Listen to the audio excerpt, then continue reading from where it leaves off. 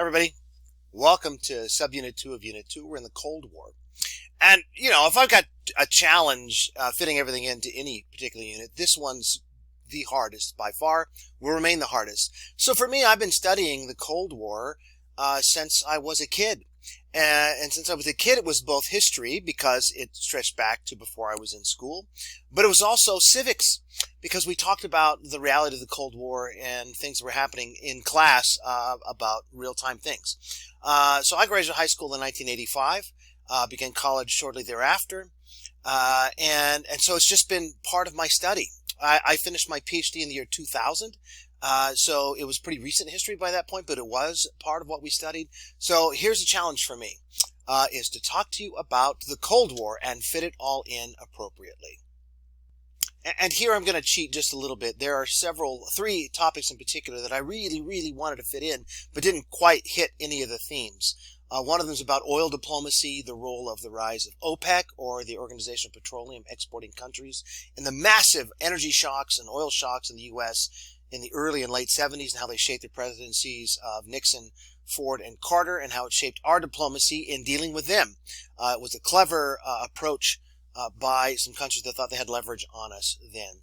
The other would be the Camp David Accords, that is President Carter and Menachem Begum of Israel and Anwar Sadat of Egypt meeting in Maryland at Camp David and at the White House and signing a peace deal after several wars from the late 40s through the mid 70s to get a peaceful border there and get Israel out of the occupied Sinai. Really important stuff. These didn't quite fit. There's some optional readings here in this overview part because I think they're really important for you to know about, but didn't fit any of the themes. What did fit the themes is complex and complicated. And this is one of those places where I hope you are able to embody or ingest or understand multiple truths at once.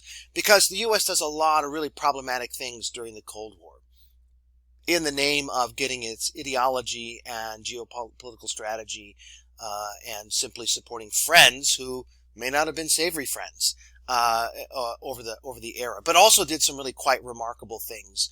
If you'll watch at the end of this unit, Ronald Reagan's speech at the Berlin Wall in 1987. It's an amazing historical moment, and it was certainly fun to live through. We here at my house have a chunk of the Berlin Wall that my wife chiseled out of the Berlin Wall in 1990. So that moment when he's saying to Gorbachev, pull down this wall. It's amazing. What we did in the Berlin airlift, what we do at other places to support people, places, and initiatives. Quite remarkable. But then we also are staging coups and doing dastardly things. So the question, if we tie back to early units, is if we have a Kellogg-Briand Pact and we have a new approach to peace, does that mean that going forward, things are all hunky-dory, that we're acting differently in the international system? And it's sort of, I guess, in spirit. Because what we do is we stop having war.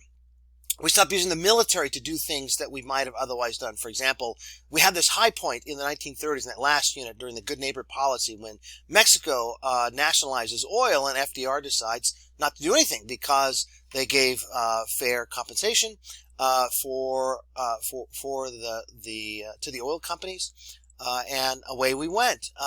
But that's not how we act during the Cold War, because a lot of the nationalizations were seen as tied not to nationalist movements, like trying to be like pro-Mexican as we interpreted in the 1930s, but that we were siding with the communist approach towards centralized control of resources. And so that meant we had to react, but we couldn't react with troops. So react through the executive branch and the, sometimes not even the executive branch, but just the intelligence community, the CIA and others acting on their own. So we are doing lots of things in keeping with the Kellogg-Briand Pact. We're not invading, we're not declaring war, but we're doing things short of war. Some of these folks will be covered in this unit, some of them won't. Suharto of Indonesia, Marcos of the Philippines. That they're not included overtly is perhaps a shame, just didn't quite fit. In time-wise, Alan Dulles, who's in the bottom corner here, directed the CIA during a lot of these activities. Henry Kissinger gets mentioned. He's here seen shaking the hand of Augusto Pinochet in Chile. Lots of stuff to cover. But that's because the Cold War covers essentially all facets of life, all parts of the globe. And we could do things about food and food policy, cultural policy. Like one of the things that I sometimes talk about when I go out to um, universities or to speak in public, like at the Osher Institute at Boise State or someplace, is about the U.S.'s relationship with UNESCO and cultural preservation, trying to work on the common human heritage. This has been a Cold War struggle in UNESCO. UNESCO is a UN agency that stands for Education, Scientific, and Cultural Organization. But because the ideology of the Soviets was so different than ours, both in the way they approached education, but in terms of telling stories in museums, in terms of what they might want to promote in terms of science, it's our money going to fund the organization. The UN and its agencies are funded on a basis of relative share of the global economy. We always had a much larger and stronger economy than the Soviets during the Cold War, so we fund things, they interpret things. And this was very problematic. I don't have that on here. Sports is a really important avenue for this. I teach a great class called Sports and International Affairs in alternating years with this one.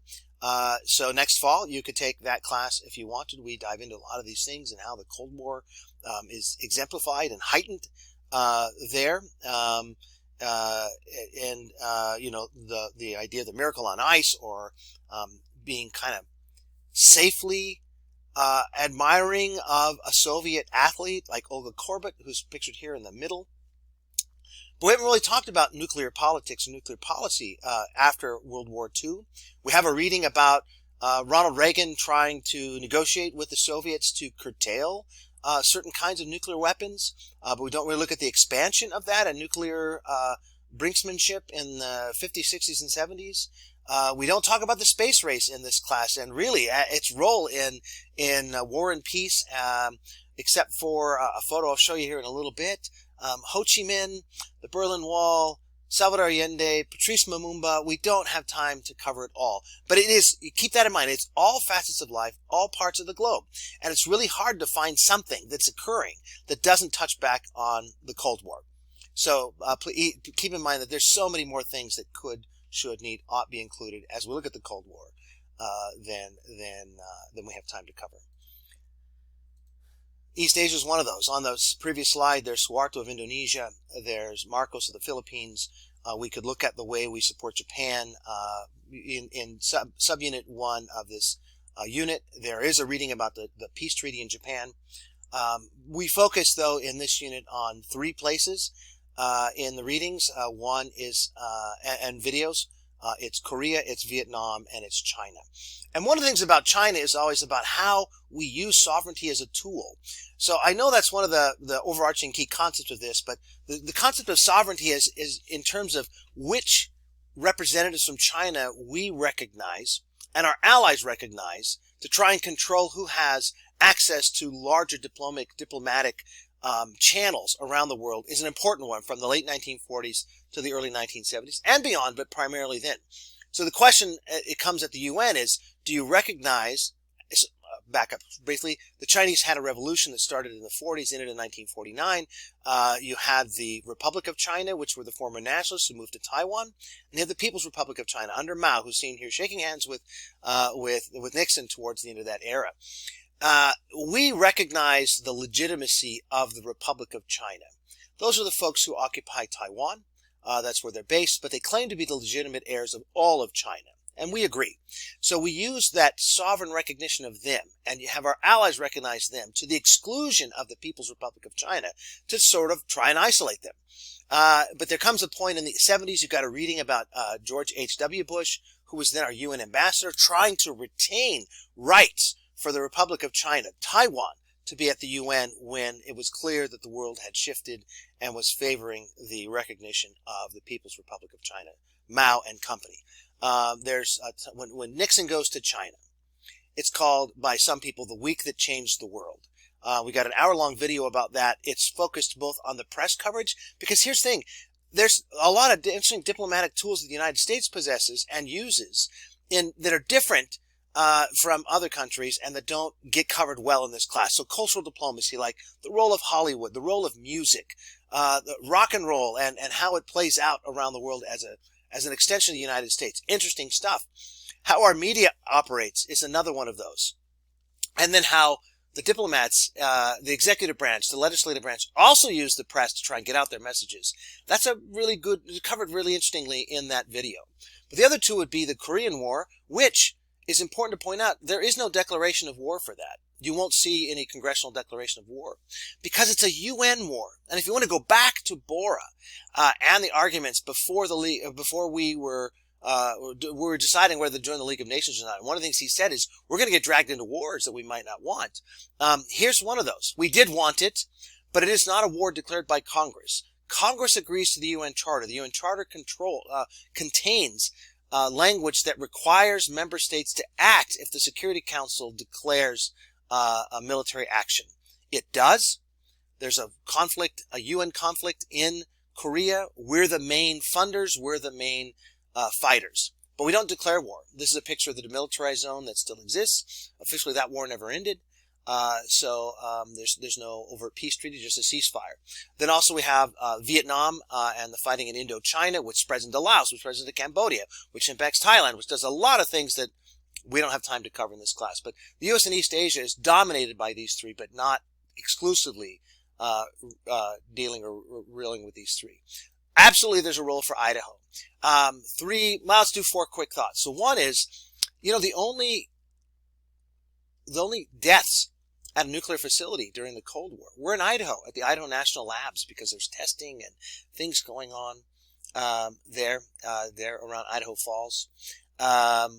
When South Vietnam fell to the North Vietnamese, there's a mission right before to go and take the nuclear fuel out of this reactor that we had built in South Vietnam before it falls to North Vietnam. It's an Idahoan who gets sent on that mission to do it. Not a soldier, but a scientist. Really interesting. Frank Church is a fellow who we're going to study.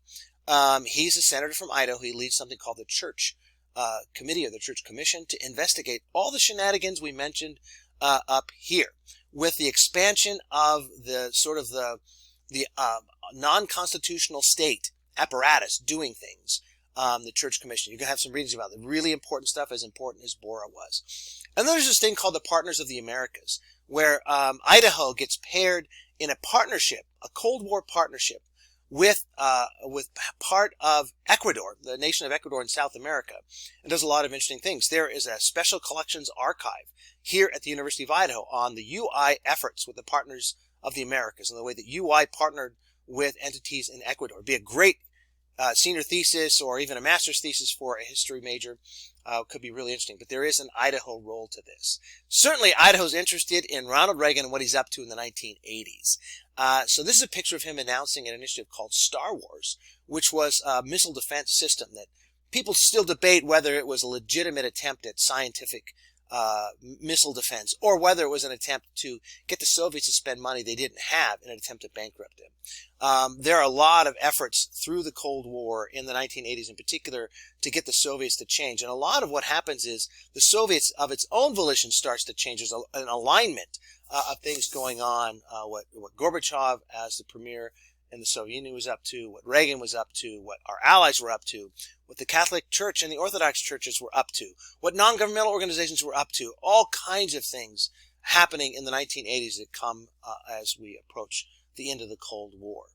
I think the photo I use in the lecture is actually not of Reagan, but it's of George H.W. Bush, who sort of has this bracketing in our materials of being the president at the end of the Cold War and being the UN ambassador when we lose a Cold War ally in Taiwan. We don't lose them. They don't disappear, but they're no longer represented in UN negotiations. Complex, complicated, interesting, exciting, murky, intriguing stuff. And there is oodles more. Like, I once taught a 15-week class just on Castro's Cuba. And there's one reading on that in here. It kills me. I think we could do 3 semester arc just on Cold War diplomacy, and here we are trying to cover it in 3 weeks.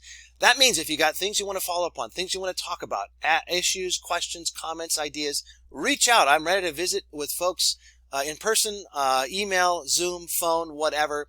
Let's talk and understand Cold War diplomacy and the United States of America.